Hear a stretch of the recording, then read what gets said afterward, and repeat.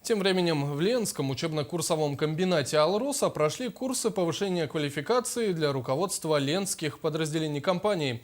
Основная тема занятий – это соблюдение на предприятиях норм и требований в области гражданской обороны и предупреждение чрезвычайных ситуаций. Все подробности далее.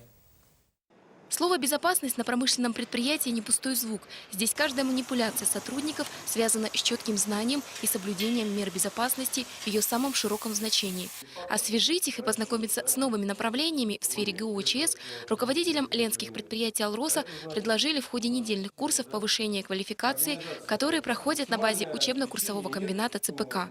Схема занятий вполне традиционна. Слушатели курса знакомят с лекционным материалом, параллельно с учетом ограничений по времени идут семинарские занятия, которые проходят в виде живой беседы или круглого стола. Дается законодательная база, как в условиях современных требований и современной, кстати говоря, политической обстановки действовать в условиях подготовки к гражданской обороне, ее осуществления гражданской обороны, а также предупреждения чрезвычайных ситуаций.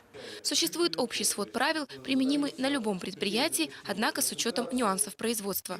Такими особенностями, например, являются взрывные работы на горно-обогатительных участках. Но предприятия компании работают уже не первое десятилетие, и за это время выработана четкая политика промышленной безопасности. На самом деле уровень знаний ваших руководителей хороший, достаточно таком даже у некоторых даже на высоком уровне, можно сказать.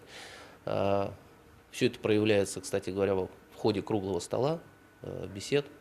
По задаваемым вопросам видно, что разбираются, понимают прекрасно, о чем идет разговор.